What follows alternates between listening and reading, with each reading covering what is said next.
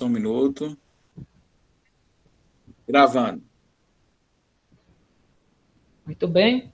Vamos começar o nosso estudo lendo um pequeno trecho da Escritura. Nós vamos ler em Filipenses, capítulo 2, versículos 12 e 13.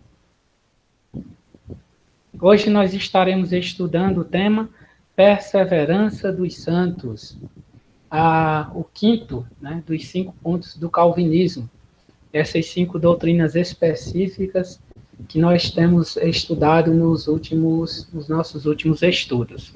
Então, Filipenses 2, versículos 12 e 13, diz assim a palavra do Senhor. Assim, pois, amados meus, como sempre obedecestes, não só na minha presença, porém muito mais agora na minha ausência, desenvolvei a vossa salvação com temor e tremor, porque Deus é quem efetua em vós, tanto o querer como o realizar, segundo a sua boa vontade. Amém. Nós temos estudado os 5 pontos do calvinismo, né? Já vimos quais são cada um desses pontos, nós já vimos por que se faz necessário que nós, membros de uma igreja reformada, como é a igreja presbiteriana, porque se faz necessário que nós estudemos essas doutrinas, não é porque elas estão acima de todas as demais doutrinas da Escritura, não é tampouco porque as igrejas reformadas creem e seguem apenas essas 5 doutrinas das Escrituras, mas é porque elas são doutrinas bíblicas, elas estão contidas na Escritura Sagrada, são ensinadas pela palavra de Deus, mas são questionadas por determinados ramos teológicos, como, por exemplo, o arminianismo. Então, quando nós cremos em uma determinada doutrina bíblica, e essa doutrina é questionada por alguém, se faz necessário que nós tenhamos um mínimo de conhecimento para responder a este alguém.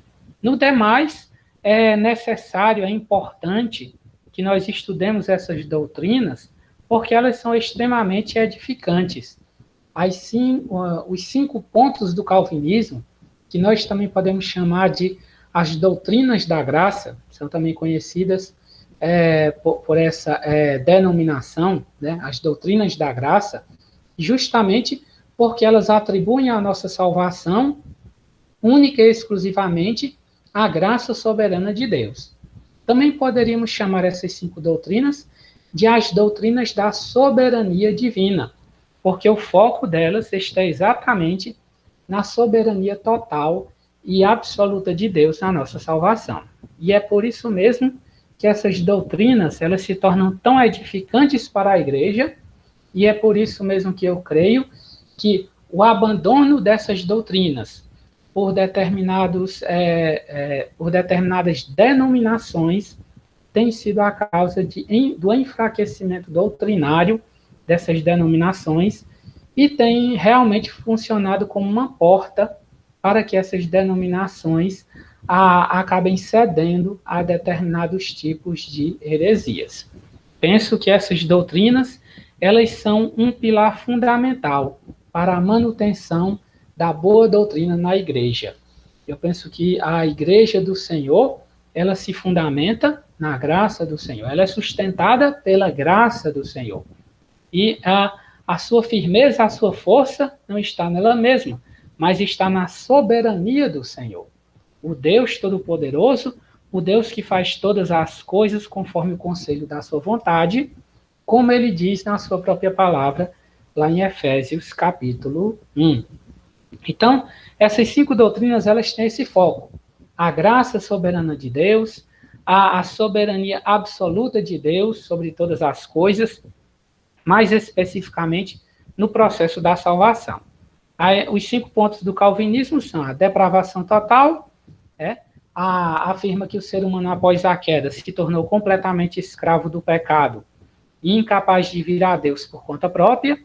A eleição incondicional, diante do fato de que o ser humano, ele se tornou culpado, ele se tornou condenado em Adão. Toda a raça humana caiu juntamente com Adão. Toda a raça humana se tornou indigna diante de Deus, juntamente com Adão. Toda a raça humana se tornou, por natureza, propensa ao mal e indigna de qualquer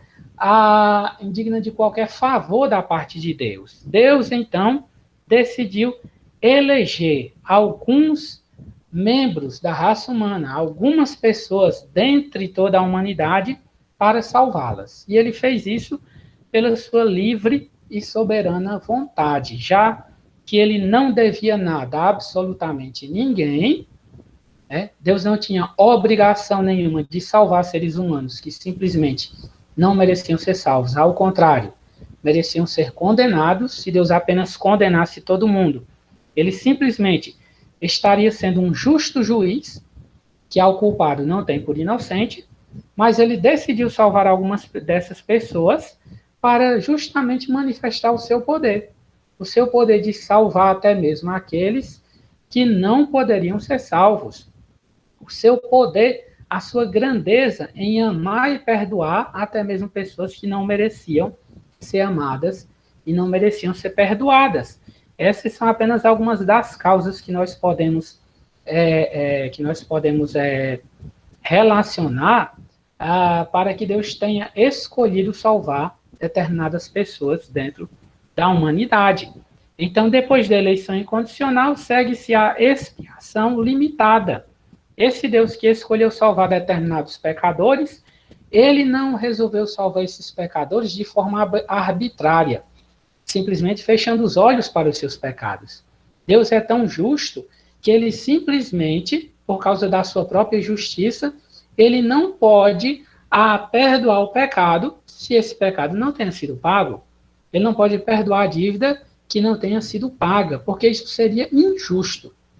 Seria injusto que Deus simplesmente nos declarasse justos, sendo que nós somos culpados, sem que essa nossa culpa fosse sanada. E assim, Deus, o próprio Deus, vem em pessoa, na pessoa do seu Filho, Jesus Cristo. Então, Deus Pai envia o Deus Filho para pagar a dívida daqueles que ele escolheu salvar. A obra redentora de Cristo, a expiação limitada.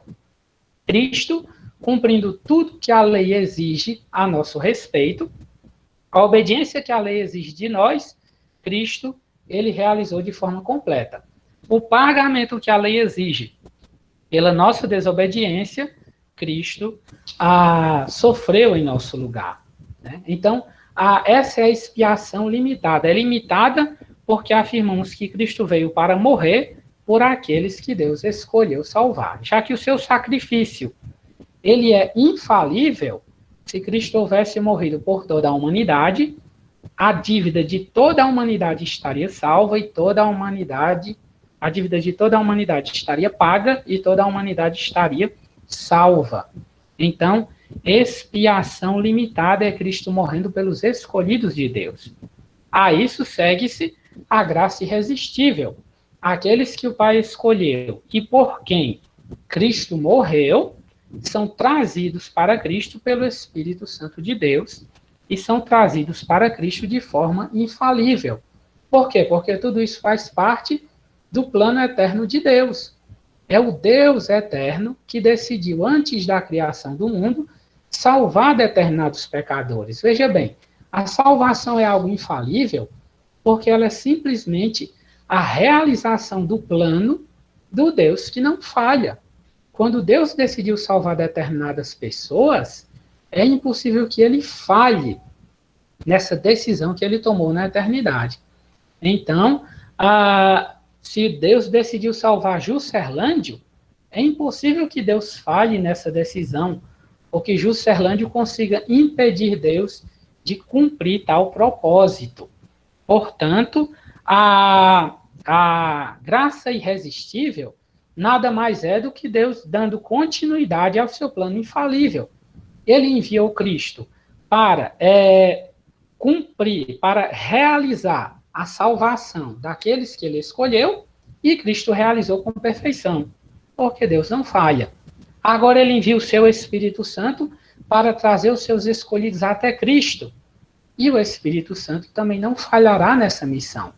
Todos aqueles que ele escolheu serão trazidos para Cristo pelo seu Espírito Santo. E aí nós chegamos na última doutrina da graça, o último dos 5 pontos, que é a perseverança dos santos. Esses 5 pontos, eles tiveram que ser afirmados ou reafirmados pela Igreja Reformada na Holanda, quando foram questionados pelo arminianismo. Quando do surgimento do arminianismo, né, o Armínio, ele questionou especificamente essas 5 doutrinas, ele levantou 5 pontos contrários a essas doutrinas, influenciado pelo humanismo de Erasmo de Roterdã. Então, a igreja na Holanda se reuniu no Sínodo de Dort e ela analisou aquelas doutrinas que o Armínio estava apresentando, reconheceu essas doutrinas como contrárias às escrituras sagradas e reafirmou esses 5 pontos que então nós passamos a conhecer como 5 pontos do calvinismo.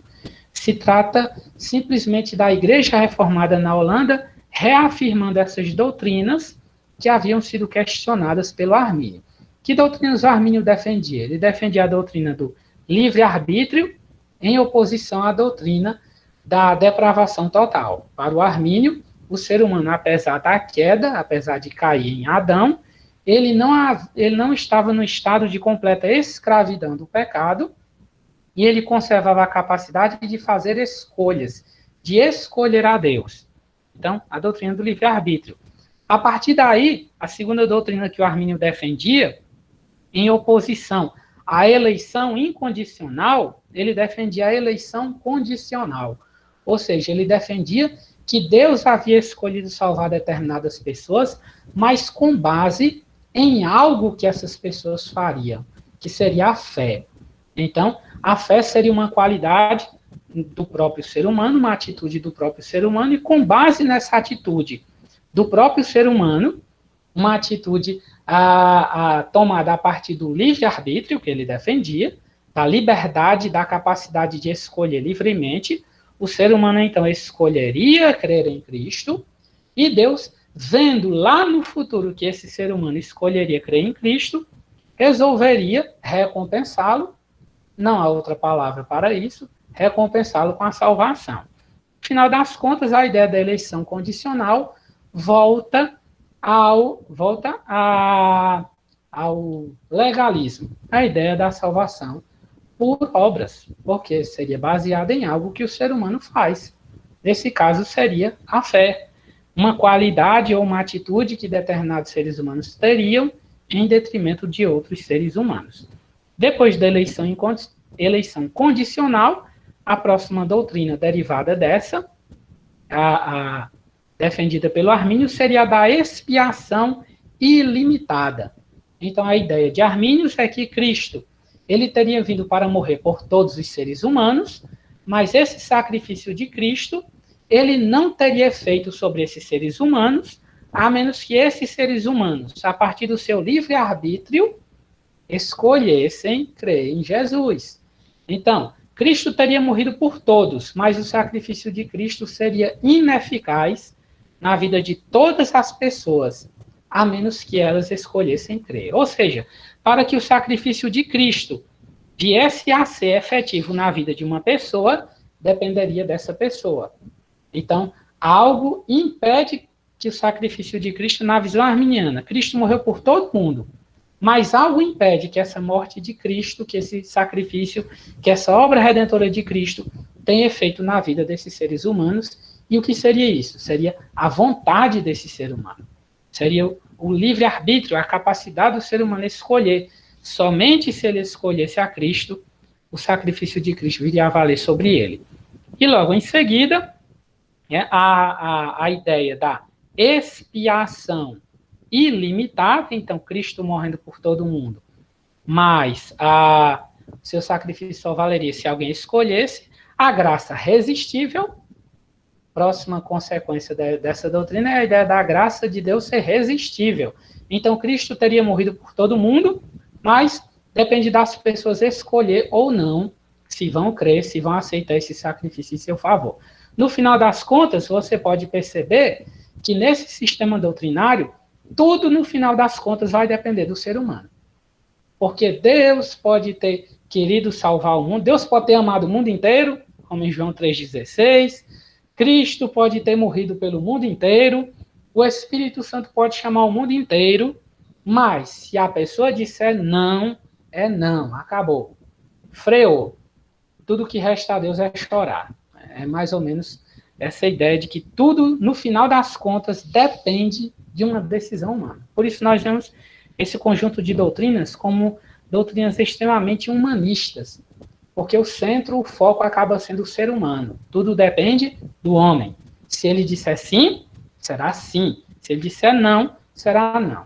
E fica evidente porque que a igreja reformada na Holanda rejeitou essas doutrinas.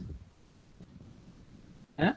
Olha, como eu acabei de dizer, o Armínio ele foi muito influenciado pelo humanismo do Erasmo de Roterdã. Penso que nós já tratamos de todas essas questões antes, mas essas doutrinas que têm como base o livre-arbítrio, a ideia de que é o homem quem escolhe, elas têm seus antecessores. O arminianismo foi muito influenciado pelo Erasmo de Roterdã, que era católico, e que seguia a visão católica da salvação, que é o semi-pelagianismo, que é uma ideia de que Deus oferece a salvação a todo mundo, Cristo morreu por todo mundo, Deus também dá uma graça que capacita todo mundo a escolher a Cristo, mas, no final das contas, depende das pessoas escolherem a Cristo, e depende mais de uma série de fatores que o catolicismo romano vai acrescentar. Depende dessas pessoas escolherem crer em Cristo, mas não apenas crer em Cristo, mas praticar inúmeras obras. Essas pessoas também dependem da intercessão dos santos que morreram, de uma série de fatores para que elas alcancem a salvação. E essa doutrina semi-pelagiana da Igreja Católica deriva da doutrina de Pelágio, que lá na época de Agostinho foi um bispo da Igreja que defendia a ideia de que o ser humano nascia sem o pecado original. O ser humano nascia completamente livre da influência do pecado e era completamente capaz de escolher a Deus por conta própria ou não. Na época, Pelágio foi rejeitado pela Igreja, evidentemente a Igreja viu que as doutrinas dele eram completamente opostas às Escrituras Sagradas. O Agostinho foi um dos pais da Igreja que lutou contra as doutrinas pelagianas. A Igreja rejeitou essas doutrinas, mas aos poucos uma forma mais adaptada dessas doutrinas foram adotadas pelo catolicismo romano. Mais tarde serviu de influência para o Armínio, que elaborou suas doutrinas arminianas. Então, graça resistível. A ideia de que Deus fez tudo, mas se o homem disser não, acabou. A última palavra é do homem, a última palavra é do criminoso. É curioso isso, né? Então, é a ideia de que o juiz resolveu salvar, né? E o juiz, para salvar o condenado, ele ainda mandou o seu filho morrer no lugar desse condenado, mas quem decide, no final das contas, se vai ser condenado ou não, é o réu. O réu é quem diz, olha, eu quero ir para o inferno. Não, eu não quero ir para o inferno, eu quero ir para o céu. É uma ideia que atribui muito poder de escolha ao ser humano. Sim? É interessante porque Lutero, por exemplo, ele foi muito influenciado pela teologia agostiniana, né? Ele era de seminário, né? Era agostiniano, o seminário um dos mais rígidos da época, né? E isso. Ele nega completamente essa ideia de livre-arbítrio. É como se meio que retomasse aquele debate lá do século V, que foi Agostinho e Pelágio, como se fosse já por tempo de Lutero, como se fosse Lutero, e, claro, um pouquinho mais à frente, essa visão um pouco já vem sendo construída, né? Essa visão um pouquinho de trazer de volta a questão do livre-arbítrio, né? Como se fosse aquele debate do V século, voltando já para o século XVI, assim. Claro que Armínio veio depois, mas essa questão da livre-arbítrio já vinha sendo debatida por outros, né? Inclusive, o Lutero era muito amigo do Erasmo. Eles eram amigos, eles trocavam correspondências, e o Lutero tinha altas discussões com ele, né? Nunca se deixou levar por essa visão humanista, né, do Erasmo. Era amigo, mas se firmou nas doutrinas da graça. Inclusive, foi o conhecimento que o Lutero teve das doutrinas da graça, enquanto ele ensinava lá na Universidade de Wittenberg, se eu não me engano, né, enquanto ele lecionava naquela universidade, tendo contato com os escritos de Agostinho, ele começou a perceber que a igreja estava muito distante daquilo. É que o que a igreja estava ensinando na época dele era uma salvação totalmente baseada nas ações humanas. Penitências realizadas pelo ser humano, obras de caridade realizadas pelo ser humano. Então, as indulgências sendo vendidas pela igreja, o que Lutero viu? O ser humano comprando a salvação com as suas obras. O que restava para Cristo fazer nisso tudo? É como se Cristo tivesse feito apenas um detalhezinho. É como se Cristo tivesse realizado apenas um pequeno detalhe da obra da salvação e tivesse deixado todo o resto para nós realizarmos e tivesse dito, bom, eu fiz esse pouquinho aqui, como se a morte de Cristo fosse um pouquinho, um detalhezinho, o resto é com vocês. Se vocês não fizerem o resto, vocês não vão conseguir se salvar. E Lutero viu que isso é totalmente contrário àquilo que é ensinado na Escritura Sagrada. E é aí que começa a reforma.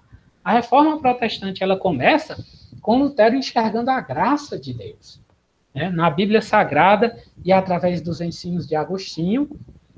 E aí, mais tarde, o Calvino, ele vai ensinar essas doutrinas de uma forma bastante organizada, bastante sistemática. É curioso que essas doutrinas tenham sido chamadas de calvinismo e não de luteranismo, mas é porque foi o Calvino que ensinou, que sintetizou essas doutrinas de forma mais clara, mais abrangente, mais completa.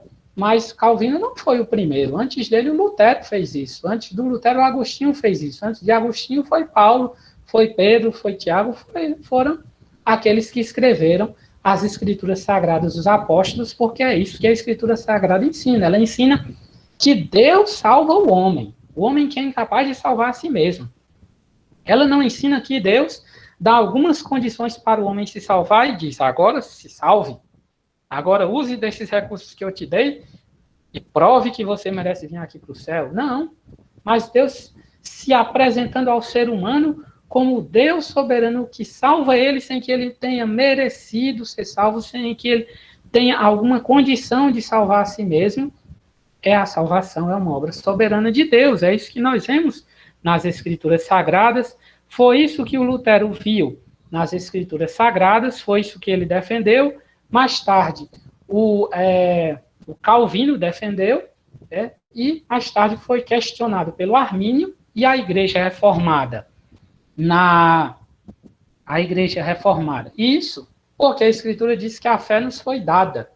E ela realmente nos foi dada. A fé não é uma qualidade do ser humano, mas é um presente de Deus para o homem. Agostinho. Muito bem. A quinta doutrina do arminianismo, para não ficar só nas quatro, é a possibilidade de queda. Ora, se a graça é resistível, se o homem é quem decide se o sacrifício de Cristo vai valer na vida dele ou não, evidentemente esse homem pode rejeitar essa salvação a qualquer momento, depois que ele tenha escolhido Cristo. Então, aquele que é salvo por meio de Cristo, ele não está de modo nenhum num estado de segurança na doutrina arminiana. A qualquer momento ele pode cair. Então, eu gosto até de fazer uma brincadeira, pode até deixar os arminianos irritados, mas eu gosto de dizer que o arminianismo é como uma brincadeira de vivo-morto. Sabe aquela brincadeira que a gente faz na escola? Vivo, morto, vivo, morto. Porque toda vez que você peca, você perde a salvação, você está morto. Aí depois você se arrepende, confessa seus pecados, você está vivo. Depois você peca de novo, você cai, você está morto. E é uma brincadeira de vivo-morto até entrar na eternidade. Mas nós não cremos assim. Nós cremos, e essa última doutrina, a possibilidade de queda, ela se opõe à doutrina da perseverança dos santos, que é o que nós vamos estudar hoje. Nós cremos na perseverança dos santos. E o que é essa doutrina? O que significa perseverança dos santos? Vou dar aqui uma definição. Sempre fica melhor quando a gente apresenta uma definição organizada do termo, né?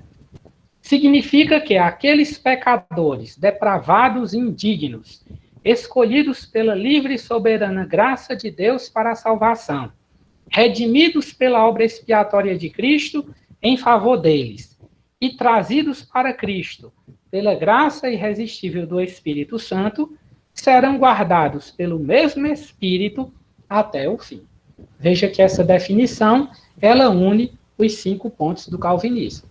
Aqueles pecadores depravados e indignos, né? Depravação total, que foram escolhidos pelo Pai pela sua livre e soberana graça, porque Ele quis salvar esses pecadores, não porque esses pecadores mereceram ser salvos, né? Foram escolhidos pelo Pai, foram resgatados, né? Redimidos pela obra perfeita do Filho, né? E foram trazidos para o Filho, pela graça irresistível do Espírito Santo de Deus.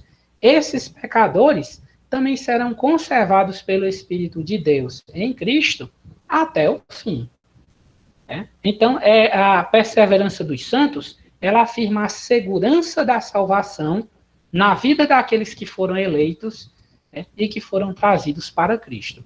Esses serão guardados pelo Espírito Santo de Deus, esses serão sustentados pelo seu Santo Espírito até o fim, até chegarem à eternidade.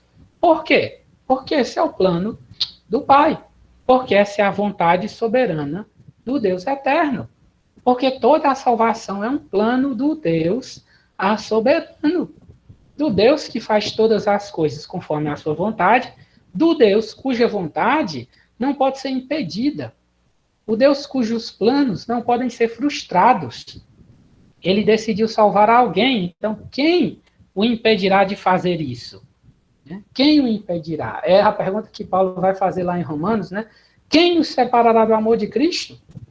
Como é possível que alguém seja que os planos de Deus para a nossa salvação, se o próprio Deus, que é aquele que foi ofendido pelos nossos pecados, se ele resolveu nos amar e nos perdoar, se o próprio Filho de Deus, Deus igual ao Pai, realizou o que era necessário para a nossa salvação, e que obra ele realizou?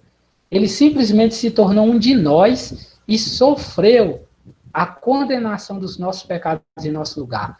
Ele cumpriu a sua lei perfeita em nosso lugar e sofreu a condenação dos nossos pecados em nosso lugar.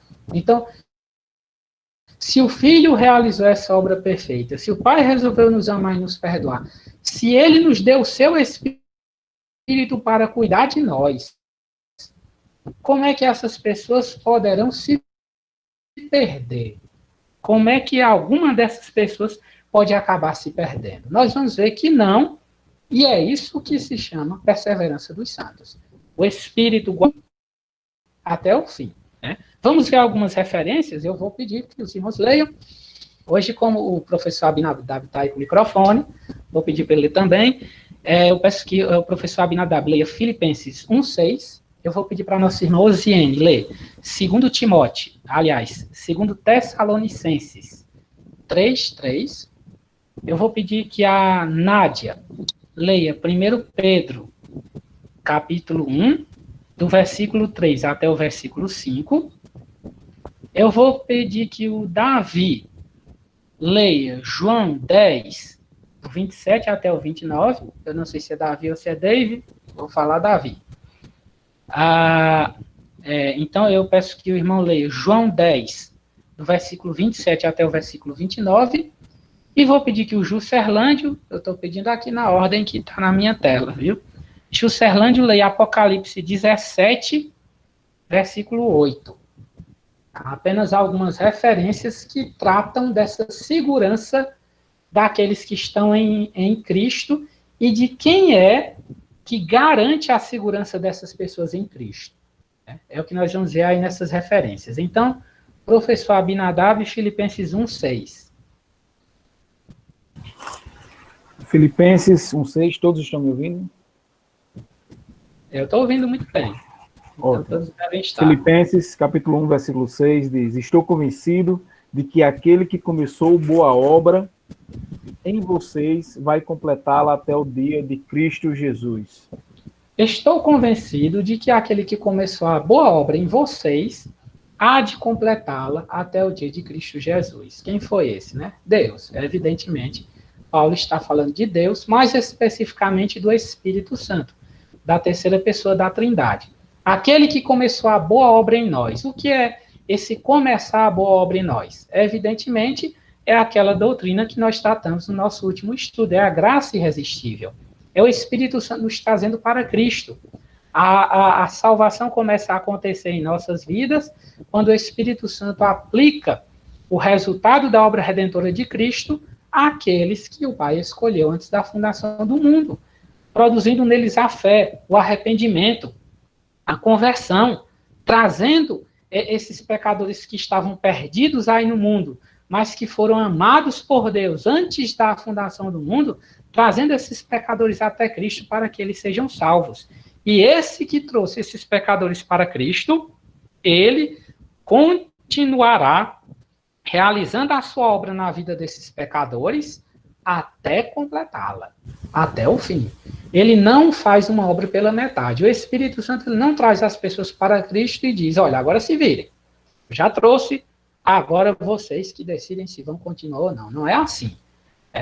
O Senhor Jesus Cristo, quando fala da vinda do Espírito Santo, lá no Evangelho segundo João, ele diz que ele vem para ser o nosso preceptor, para cuidar de nós, para cuidar do seu povo, do seu rebanho, dos seus escolhidos. Então, ele cuida que esses escolhidos cheguem ao seu destino. Irmão Osiene, 2 Tessalonicenses 3:3.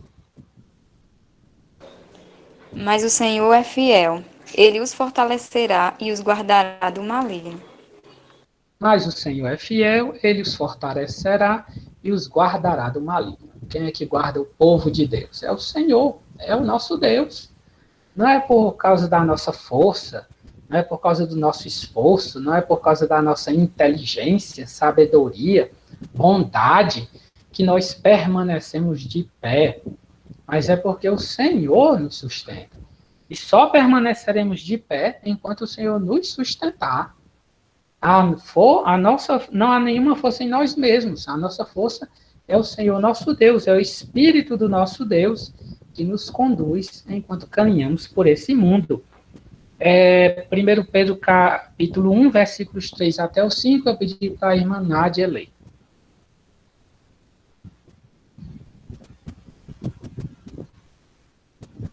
A Nádia está de microfone.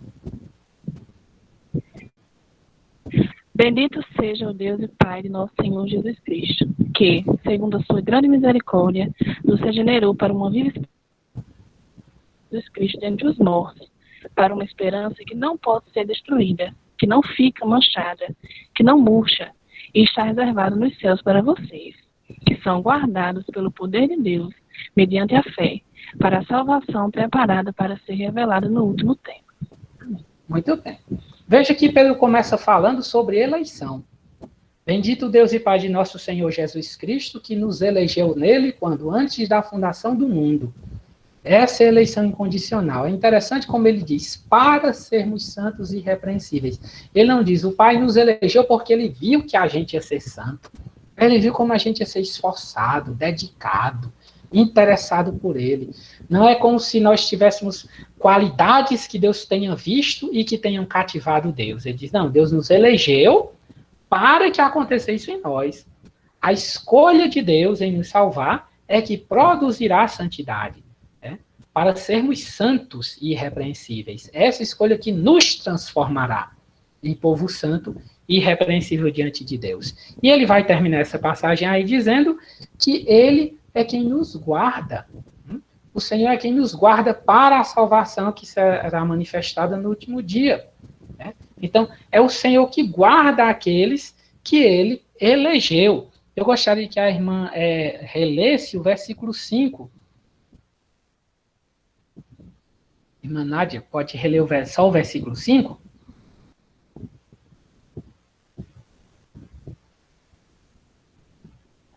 Oi, posso sim.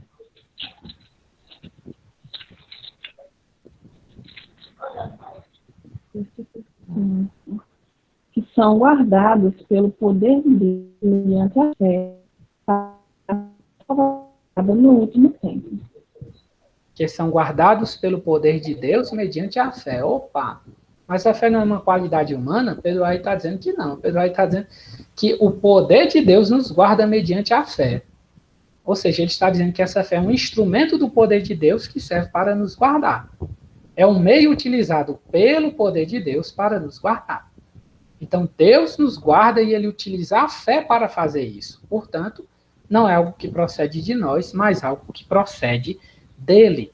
E ele nos guarda até o fim, para a salvação que está para manifestar-se no último dia. É claro que aí Pedro está usando o termo salvação no sentido de a segunda vinda de Cristo, a ressurreição dos mortos, a vida no novo céu e na nova terra. É o aspecto futuro da salvação. Ele não está dizendo que nós não estamos salvos, mas ele está falando de algo que faz parte da nossa salvação e que nós só vamos desfrutar no último dia, que é a ressurreição dos mortos e a vida no novo céu e na nova terra. Agora, João 10, versículo 27 até o 29, o Davi, ou Dave. Nelson Davi. Davi. João 10, 27 até o 29. 27 ao 29. As minhas ovelhas ouvem a minha voz. Eu as conheço e elas me seguem. Eu lhes dou a vida eterna e elas jamais perecerão. Ninguém poderá arrancá-las da minha mão. Meu Pai que as deu a mim é maior do que todos. Ninguém pode arrancá-las da mão dele. Graças a Deus que a versão do irmão não é a versão a revista e atualizada, porque algumas traduções elas dão algumas mancadas, né? E a Almeida Revista Atualizada, ela dá uma mancada terrível aí nesse versículo 29. Aí ela vai traduzir Jesus dizendo assim: aquilo que o meu Pai me deu é maior do que tudo, e das mãos do meu Pai ninguém pode arrebatar. Poxa, que tradução humanista, né? Aquilo que o meu Pai me deu é maior do que tudo. Ou seja, minhas ovelhas são maiores do que tudo. Deus estaria incluído nesse tudo aí, né? É uma ideia bem esquisita, mas o irmão tem uma tradução mais fiel ao texto grego, que é exatamente isso aí. Veja como Cristo, ele afirma a segurança das suas ovelhas. Ele diz às minhas ovelhas, eu conheço as minhas ovelhas ouvem a minha voz, eu a conheço e elas me seguem, eu lhes dou a vida eterna, elas jamais perecerão e ninguém pode arrebatá-las das minhas mãos. Somente o Deus soberano pode fazer uma afirmação como essa. Quando Cristo diz, ninguém as arrebatará das minhas mãos, isso é uma afirmação absoluta. Cristo não está dizendo ninguém, a não ser que eles não queiram, a não ser que eles queiram fugir das minhas mãos. Cristo está dizendo ninguém. E aí ele afirma em seguida, o meu Pai, que me deu elas, é maior do que tudo. E das mãos do meu Pai, ninguém pode arrebatá-las. E aí ele vai e afirma em seguida, eu e o Pai somos um. E aí os fariseus pegam pedra para atacar nele, porque ele está dizendo que ele é Deus, porque ele é Deus mesmo. Então, é justamente porque as ovelhas de Cristo, elas são guardadas pelo próprio Deus, que elas não poderão se perder. Evidentemente, se a nossa salvação dependesse da nossa força, dos nossos esforços, da nossa capacidade, nós estaríamos completamente perdidos e estaríamos realmente vivendo um joguinho de morto-vivo. Morto-vivo, morto-vivo. Se dependesse do homem, realmente não haveria segurança nenhuma na salvação. Poderíamos estar salvos num minuto e no outro minuto completamente perdidos. Mas é justamente porque não depende de nós, porque depende daquele que nos salvou, porque a obra foi realizada por ele. É por isso que a nossa salvação é tão segura, porque é ele quem nos guarda. É isso que a perseverança dos santos afirma. Agora eu peço que o José Erlândio leia Apocalipse 17, 8. Muito bem. A besta que você viu era e já não é. Ela está para subir do abismo e caminha para a perdição. Os habitantes da terra, cujos nomes não foram escritos no livro da vida, desde a criação do mundo, ficarão admirados quando virem a besta, porque ela era, agora não é, e entretanto virá. Muito bem. João está relatando o reinado do anticristo, que, antes que alguém me pergunte, não se restringe aos últimos dias, viu? Essa besta que João está descrevendo aí é todo o poder político ímpio que reina sobre o mundo e que se opõe a Cristo e à sua igreja, desde a época de Cristo. Meus irmãos, esse é o reinado do anticristo, é todo o governo ímpio que se opõe à verdade de Deus. Quando você tem um governo comunista perseguindo os cristãos, onde você tiver um outro tipo de governo perseguindo a igreja do Senhor, um governo de ideias liberais, criando leis para sufocar a igreja do Senhor, aí você tem o governo do anticristo sobre o mundo. E no texto, né, lido pelo irmão Juscelândio, é dito que todas as pessoas do mundo serão seduzidas por essa besta. Todas essas pessoas serão enganadas, serão seduzidas, serão levadas por esses homens que se apresentam com poder, com autoridade, com grandeza, se submeterão a eles, que impõem a sua força até mesmo através da violência, a não ser um único tipo de pessoa, aqueles que têm o seu nome escrito no livro da vida. O que João afirma é que essas pessoas elas serão enganadas porque o nome delas não estava escrito no livro da vida. Porque aqueles cujos nomes estão escritos, cujos nomes estão escritos no livro da vida, esses de modo nenhum serão enganados, porque eles são guardados pelo poder de Deus, né, para a salvação que há de manifestar-se no último dia. A nossa confissão de fé, sim. No caso, esse texto é um texto que embasa que a igreja passa pela tribulação. O senhor se referiu à tribulação quando se referiu à oposição do governo ou não? Só para me entender. Olha, esse tema escatologia, há muita confusão relacionada a ele. Existe, inclusive, uma outra heresia bem pesada, bem popular dentro das igrejas, mas que nós não devemos temer chamar de heresia, porque que é o dispensacionalismo e que criou muita bagunça dentro desse tema, dentro do tema escatologia, né, as coisas relacionadas ao fim, as coisas relacionadas aos últimos dias. Mas, meu irmão, o que o Senhor Jesus Cristo afirma na sua palavra? É interessante, meu irmão, que existem certas afirmações que elas vieram de fora da palavra do Senhor, elas vieram de certas correntes teológicas, ou até de certas correntes heréticas, né? Ideias totalmente estranhas à Escritura Sagrada, mas essas ideias, elas foram absorvidas de tal forma pela igreja, que a igreja vê essas ideias como verdades estabelecidas. Uma das verdades é essa questão aí da grande tribulação. Uma grande parte da igreja vê a ideia de que a igreja não passará por grande tribulação. E não tem isso em lugar nenhum da Bíblia. Mas é visto por uma grande quantidade de evangélicos como uma verdade absoluta. Eles veem isso de uma forma tão estabelecida que é capaz até de já ter transformado num versículo bíblico, sem existir esse versículo. Mas as pessoas, elas agem exatamente dessa forma. Perdão, meu irmão, a mensagem que o irmão colocou, pera um pouquinho aí.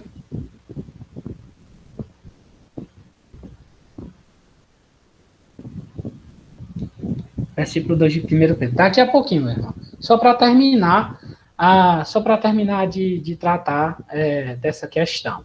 Então, o que o Senhor Jesus Cristo diz aos seus discípulos, tanto no sermão escatológico, que ele faz lá no Monte das Oliveiras, quando os discípulos perguntam, dize-nos, quando acontecerão todas essas coisas, e quando será o sinal da tua vinda?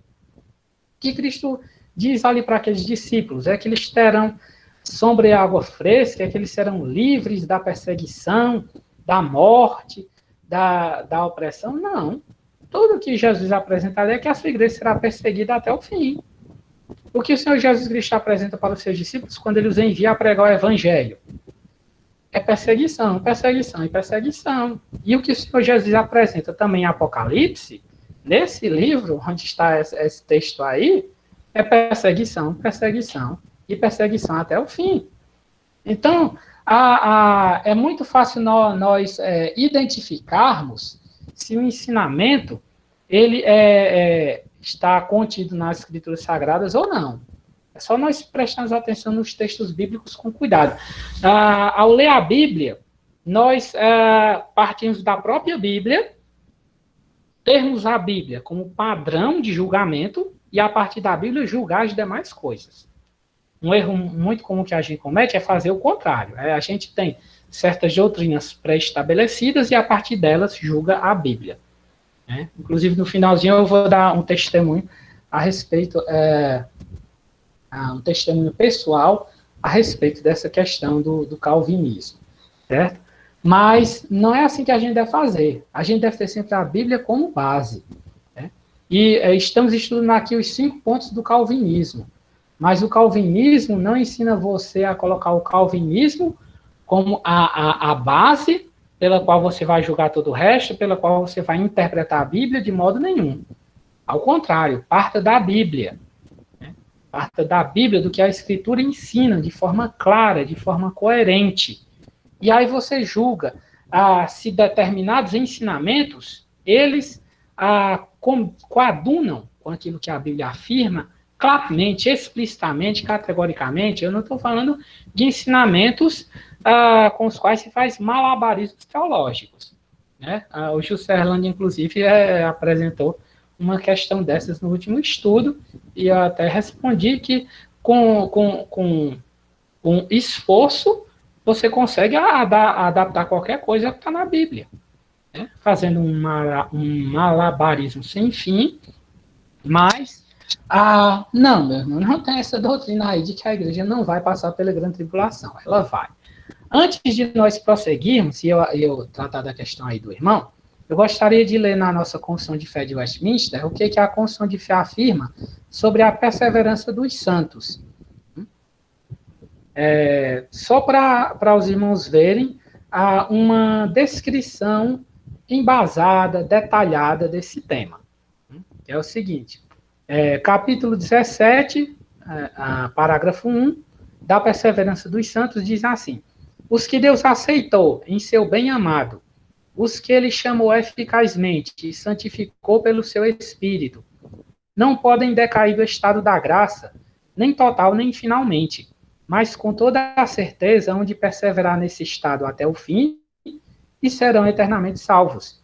E o parágrafo 2 afirma: esta perseverança dos santos não depende do livre-arbítrio deles, mas da imutabilidade do decreto da eleição, procedente do livre e imutável amor de Deus Pai, da eficácia do mérito e intercessão de Jesus Cristo, da permanência do Espírito e da semente de Deus neles, e da natureza do pacto da graça.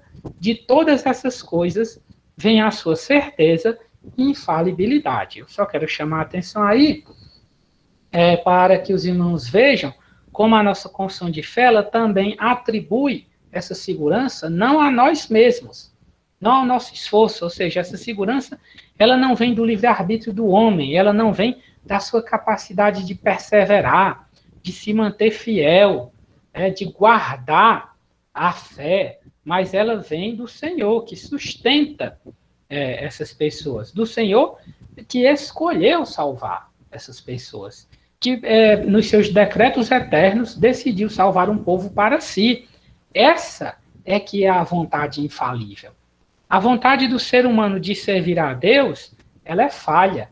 A vontade de Deus, não, ela não falha. Ela jamais é frustrada por nada, nem por ninguém. E a nossa segurança está nisso, está na vontade de Deus.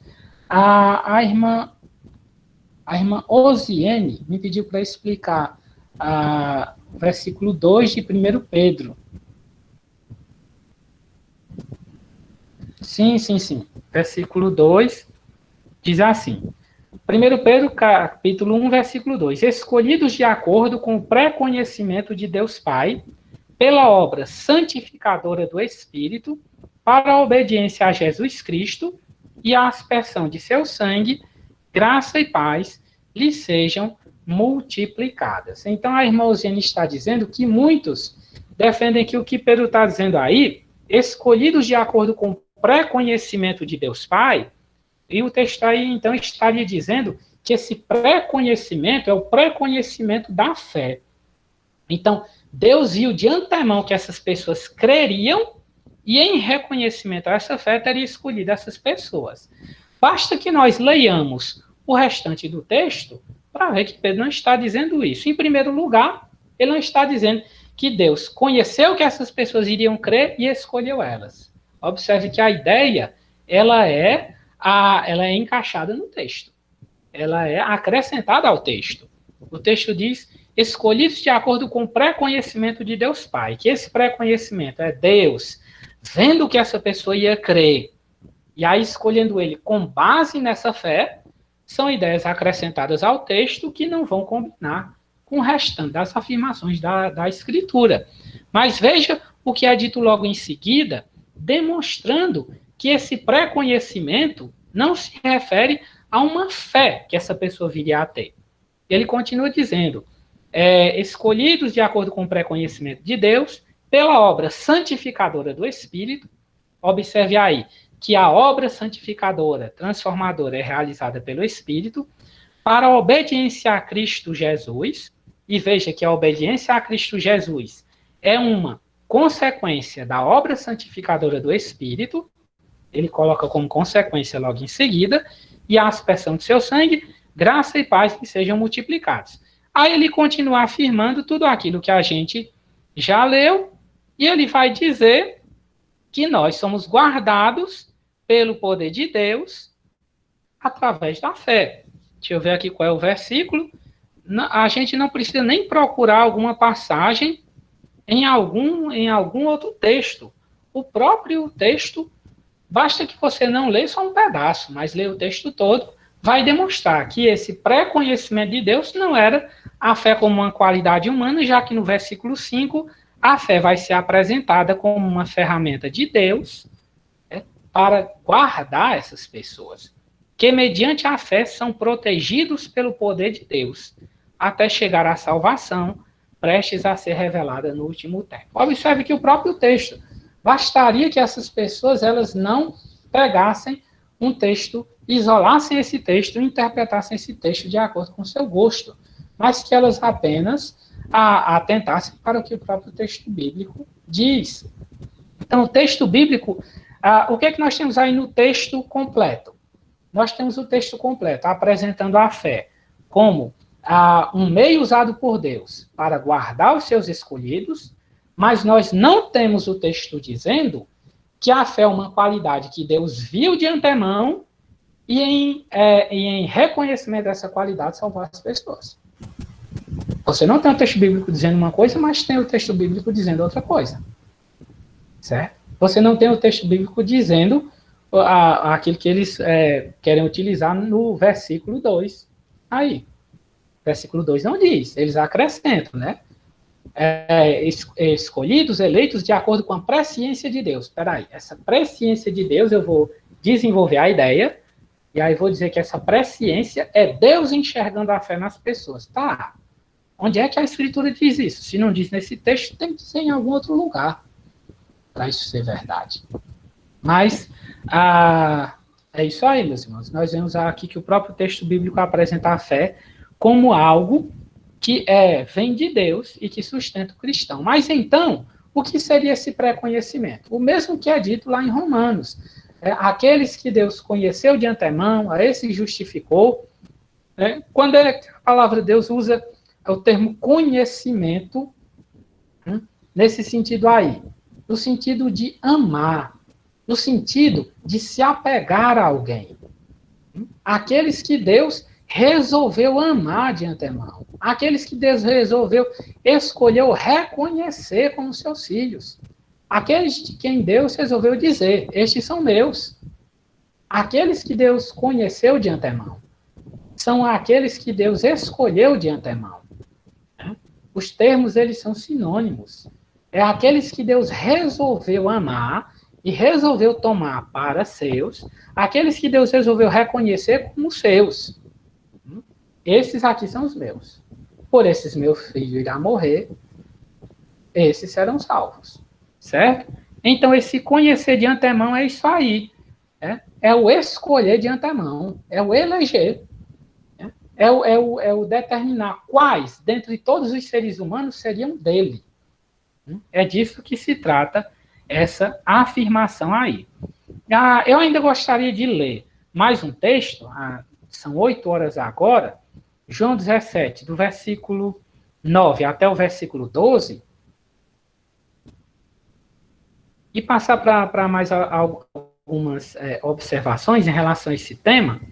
Mas primeiro eu gostaria de ler esse texto. João 17, do 9 até o 12, diz assim: Jesus Cristo na sua oração sacerdotal. É por eles que eu rogo, não rogo pelo mundo, mas por aqueles que me deste, porque são teus. Rapaz, não rogo pelo mundo. Que é isso? Mas Jesus não tinha vindo para morrer por todo mundo? Está aqui Jesus negando tal vocação que nunca existiu, né? Ele roga pelas suas ovelhas. Não rogo pelo mundo. Versículo 10. Ora, todas as minhas coisas são tuas e as tuas coisas são minhas, e neles eu sou santificado, eu sou glorificado. Perdão. Já não estou no mundo, mas eles continuam no mundo, ao passo que eu vou para junto de ti. Pai Santo, guarda-os em teu nome, que me deste, para que eles sejam um, assim como nós. Quando eu estava com eles, guardava-os no teu nome, que me deste, e protegi-os, e nenhum deles se perdeu, exceto o filho da perdição, para que se cumprisse a Escritura. De quem Cristo está falando aqui? Está falando de Judas, aquele que externamente fazia parte do grupo dos 12 apóstolos, aquele que externamente era uma ovelha de Cristo, na aparência tinha todas as características de uma ovelha de Cristo, mas esse se perdeu para que se cumprisse a Escritura. Esse não era das ovelhas de Cristo de verdade. Aqueles que o Pai lhe deu, esses ele não perdeu. Esses ele não perde. Esses Cristo não perde. E aí eu quero traçar um paralelo muito importante entre Judas e Pedro. Percebam algo, que no dia em que Cristo foi traído por Judas, ele foi negado por Pedro. E, meus irmãos, o termo negação é um eufemismo. Porque o que Pedro faz ali é trair Jesus também. O evangelista Marcos, ele vai descrever detalhadamente, ele vai dizer que chega um momento em que Pedro começa a praguejar e a jurar, dizendo que nunca tinha visto aquele homem, que não conhecia ele. Aquele que estava morrendo por Pedro, Pedro o negou da forma mais veemente possível, praguejando e jurando, dizendo que nunca tinha visto ele. Qual a diferença entre o que Pedro fez e o que Judas fez? Nenhuma. Nenhuma. Mas tem uma diferença entre Pedro e Judas. E a diferença não estava neles mesmos, mas estava em Deus. E Pedro era um dos escolhidos de Deus. Um daqueles que Deus escolheu antes da fundação do mundo. E Judas, não. Judas, depois de trair o Senhor Jesus Cristo, prosseguiu seu caminho para a perdição. Mas Pedro, o Senhor Jesus foi atrás. Depois de ressuscitar, o Senhor Jesus vai atrás dele e pergunta: Pedro, está lá no finalzinho do Evangelho de João, deixa eu ver aqui só a referência, se é que eu notei em algum lugar, é João 21, versículo 15 até o 18. Eu tenho que notar os números, porque os números eu não decoro. E aí o Senhor Jesus Cristo, ele pergunta para Pedro, depois de ressuscitar, depois de ir até eles, quando eles estão lá pescando, todo mundo tinha voltado para a sua vida. Na noite da ceia, o Senhor Jesus Cristo disse: nessa noite todos vocês vão me abandonar, porque está escrito: ferirei o pastor e as ovelhas se dispersarão. Mas depois que ele ressuscitou, ele foi atrás deles. E ele foi atrás de Pedro. E ele pergunta a Pedro: Pedro, tu me amas mais do que esses outros? Pedro diz: sim, Senhor, eu te amo. E o Senhor Jesus Cristo diz: apacenta as minhas ovelhas. Sabe por que o Senhor Jesus pergunta se Pedro amava ele mais do que as outras ovelhas, mais do que os outros? É porque lá na ceia, Pedro, cheio de orgulho, tinha dito: olha, Senhor, contigo eu vou até a morte. E o Senhor Jesus Cristo demonstrou que Pedro não era essa fortaleza que ele se achava e diz: ei, Pedro, hoje mesmo você vai me negar 3 vezes. Então, apesar de Pedro ser tão fraco, mas ele era um dos escolhidos de Deus. E o Senhor Jesus Cristo foi atrás dele. O Senhor Jesus Cristo trouxe ele de volta. E o Senhor Jesus Cristo ainda disse para Pedro nessa ocasião: Ele diz, olha, Pedro, quando você era mais jovem, você colocava o seu cinto e ia para onde você queria. Mas quando você ficar mais velho, outros vão colocar o cinto em você e vão te levar para onde você não quer. O Senhor Jesus Cristo não está falando apenas da prisão de Pedro e de como soldados iriam levar Pedro para onde ele quisesse. Mas o Senhor Jesus Cristo está falando da transformação que iria acontecer em Pedro. Pedro, aquele homem impulsivo que agia por conta própria, ele seria transformado pelo Espírito Santo. E ele iria deixar de agir de acordo com a sua própria impulsividade e ele passaria a agir de acordo com a transformação que o Espírito Santo faria na vida dele. Isso é a perseverança dos santos. É o Espírito Santo de Deus conduzindo os escolhidos de Deus e não deixando que eles se percam. O que nos leva aos próximos pontos para nós terminarmos. O que a perseverança dos santos não significa? Algumas dúvidas que sempre surgem quando a gente trata desse tema. Então, em primeiro lugar, não significa que o salvo não peca. Né? Então, nós afirmamos que o Espírito Santo sustentará os escolhidos de Deus em Cristo até o fim. Não estamos afirmando que esses escolhidos não pecam. Por quê? Porque a Escritura não afirma isso. João, lá na primeira carta de João, capítulo 1, versículo 8, até o capítulo 2, versículo 2, ele vai dizer, né, se dissermos que não temos pecado, enganamos a nós mesmos e a verdade não está em nós. No versículo, acho que é no versículo 1 do capítulo 2, ele vai dizer, mas, filhinhos, essas coisas eu vos digo para que não pequeis. Mas se pecardes, sabeis que nós temos um advogado junto ao Pai, Jesus Cristo. Então, meus irmãos, a palavra de Deus afirma que aqueles que são salvos pecam.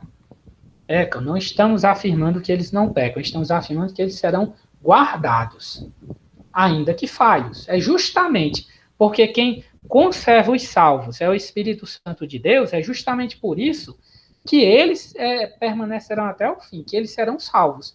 Porque se dependesse da sua própria força, o tanto de vezes que eles pecam, eles já estariam perdidos novamente. Então, os salvos pecam, mas é o Espírito Santo de Deus que garante que eles serão salvos.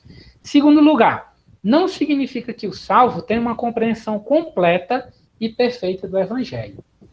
Muitos, inclusive alguns calvinistas, digo para vergonha nossa, parafraseando Paulo, né, tratam essa ideia da perseverança como se fosse uma questão de ter um conhecimento mais correto a respeito do Evangelho.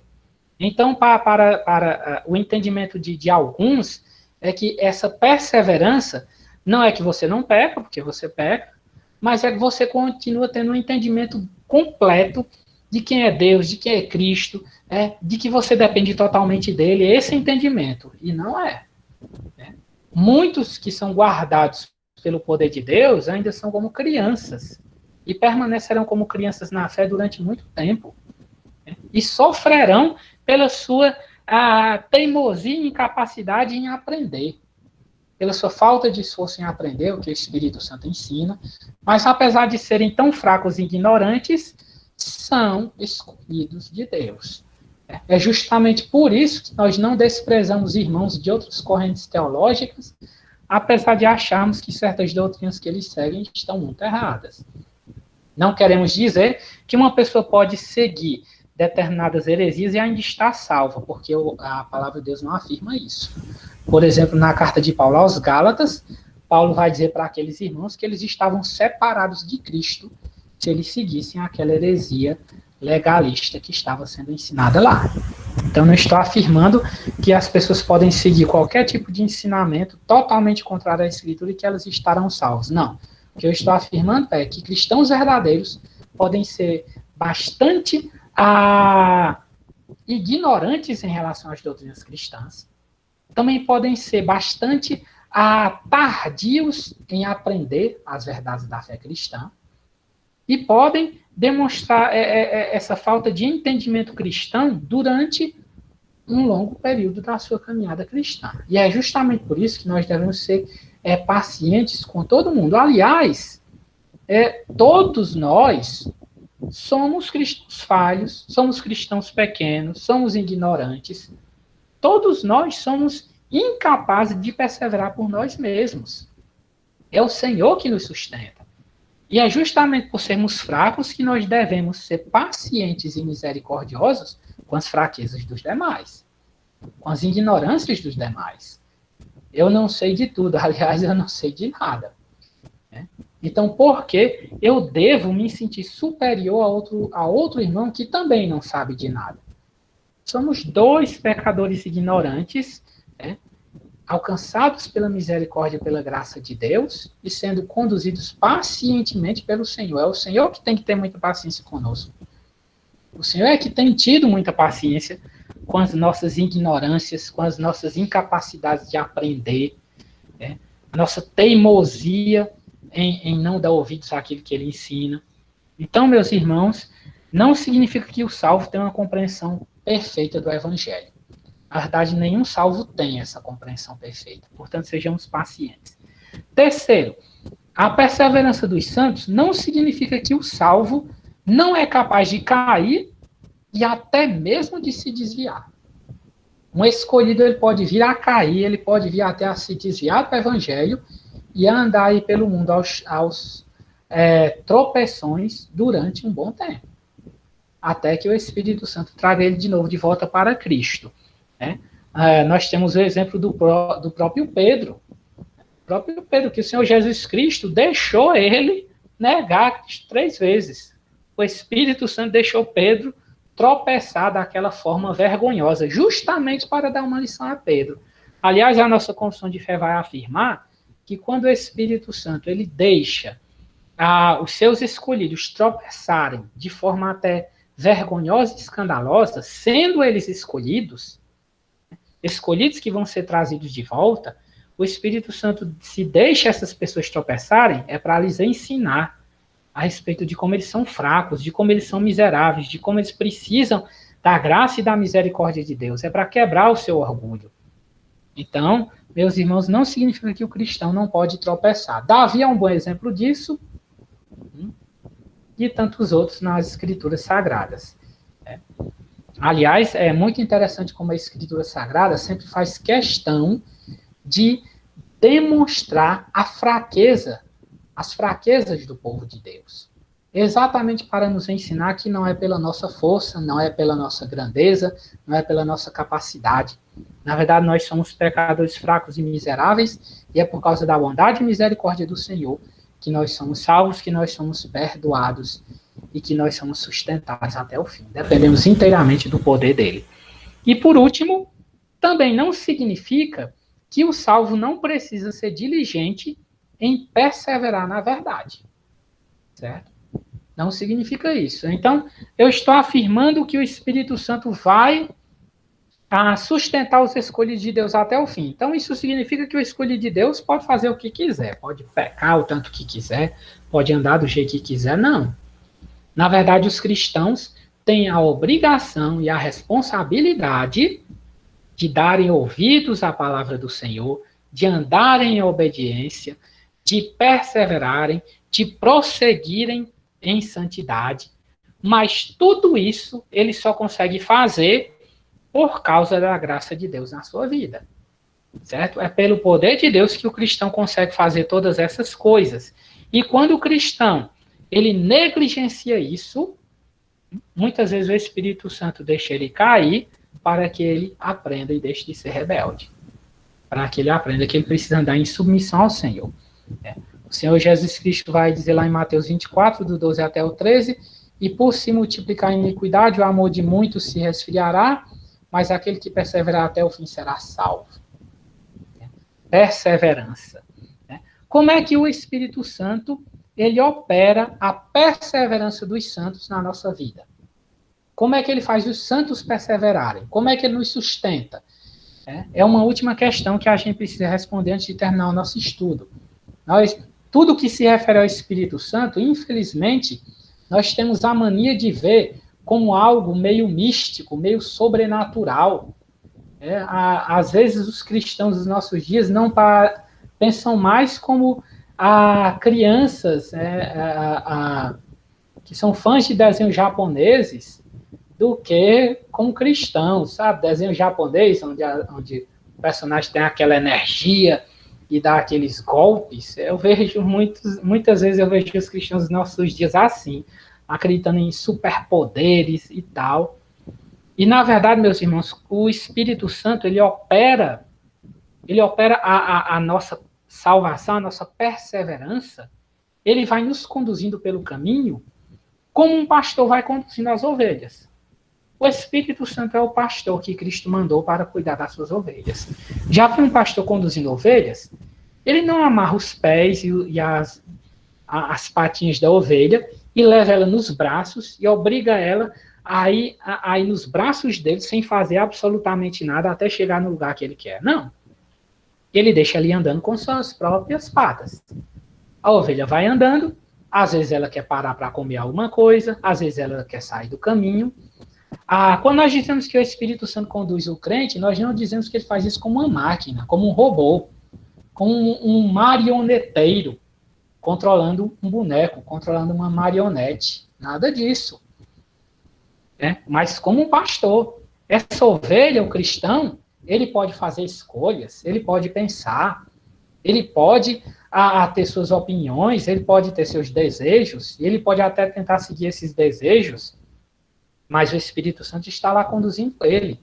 E às vezes se faz necessário o Espírito Santo dar uma cajadada na cabeça dele, às vezes se faz necessário o Espírito Santo repreender essa ovelha teimosa para que ela volte para o caminho, às vezes se faz necessário o Espírito Santo pegar essa ovelhinha pelo pescoço e trazer para o caminho, mas ele vai conduzindo, ele vai levar essa ovelha até o final.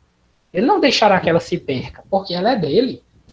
Porque ela não pertence a si mesma. A palavra de Deus nos diz que nós não pertencemos a nós mesmos. Nós temos um dono. Nosso dono é Deus. Pai, é o Deus Filho, é o Deus Espírito Santo. E ele não deixará que nós nos percamos. Então ele nos conduzirá. E como ele nos conduz? É através dos meios de graça. É o que nós chamamos de meios de graça. São os instrumentos que o Espírito Santo usa para ensinar o povo de Deus, para corrigir o povo de Deus, para instruí-lo, para fazer esse povo entender e andar nos caminhos de Cristo. São esses instrumentos, nós chamamos de meios de graça. E que instrumentos são esses?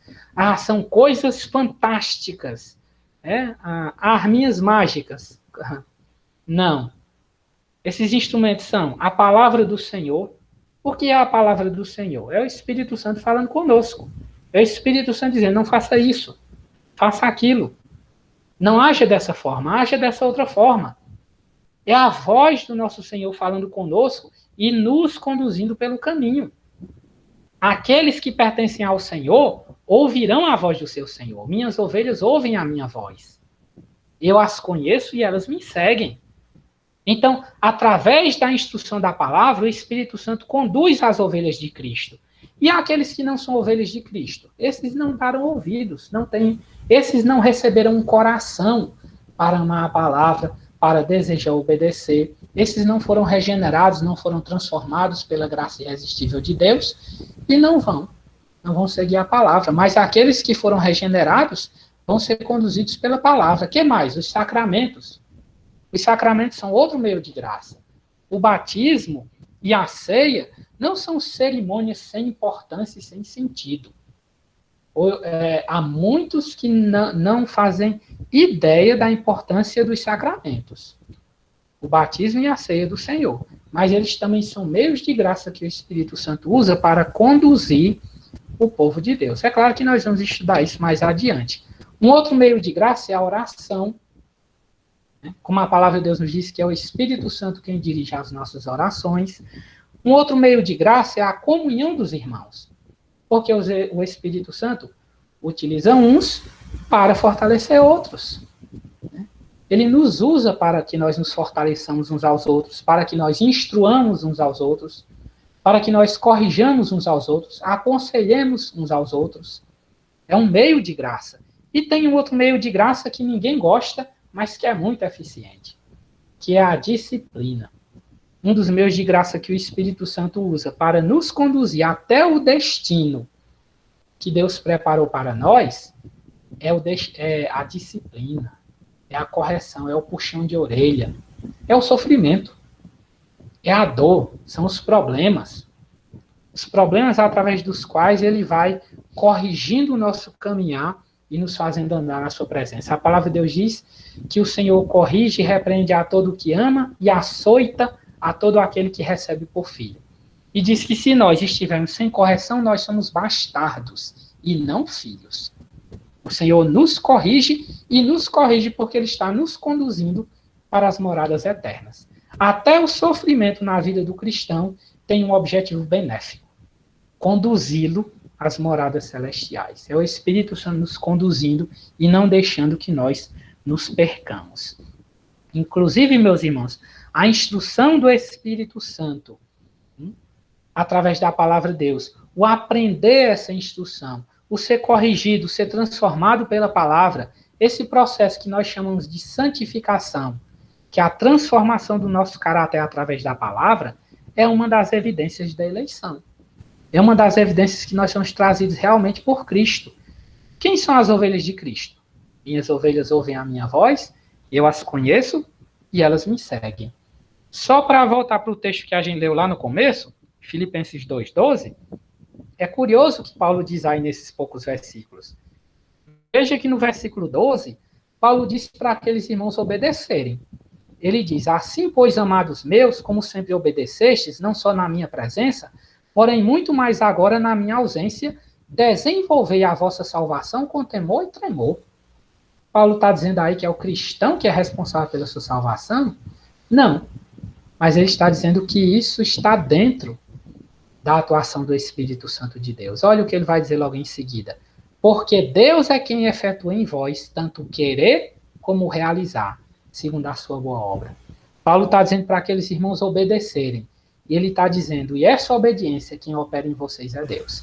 É Deus quem fará vocês ter vontade de obedecer. E é Deus quem fará vocês obedecerem. Então, é uma obra realizada por Deus através do seu Espírito Santo. Certo? Todos aqueles que estão na igreja foram chamados pelo Espírito Santo? É evidente que não. É evidente que não. A igreja visível aqui na Terra é formada por salvos e não salvos. Tudo que nós afirmamos aqui é em relação aos eleitos de Deus. Os eleitos de Deus jamais se perderão. O Espírito Santo os guardará até o fim. O Espírito Santo é quem os sustentará.